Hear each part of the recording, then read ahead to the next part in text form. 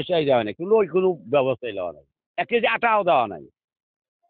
আজ আমি 2 বছর হয় নদী ভাঙা মানুষ, এখন তো আমি যে ঘর বাড়ি ভাঙিলে বলেছে কোনো জায়গা তো দাবাও নেই দেয়, এই পঞ্চায়েতের মানুষ এই পঞ্চায়েতে গেলে তো তার বিচারই করবে না হয়, কোথ দাম আজই আমি এই জায়গার মানুষ না হয় সরকারের না জানে নে। আগত তো 3টা গাঁও গেছে, এতিয়া তো 1টা গাঁও যাওয়া লাগছে, কোনো সরকারের বিচার আচার নাই, ভোটটা তো লোবাগা আহিব, প্রতি সরকার হারাই নাই, মরা গরু তো হারাম খাওয়াই না যায়, আর কি কম। আজি 2 বছর হয় নদী ভাঙা মানুষ, এতিয়াতে তলতো পানি উপরতো পানি, দেওয়া নাই স্যার, কিছুই দেওয়া নাই।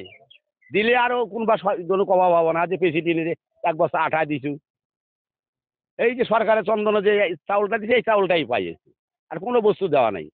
আমি এই জায়গার মানুষ না বেলেগ জায়গায় বাড়া হয়েছি, কারণ বেলেগ জায়গায় যখন ঘর বান্ধু হাঁস মাটিতে থাকবে নিয়ে দিব, আর সরকারি বেলেগ পঞ্চায়েতের মানুষ হয় তুমি যে এই পঞ্চায়েতের মানুষ না হয় ভোট দিছা তাতে যাই আর চিল্লা চিল্লি কর।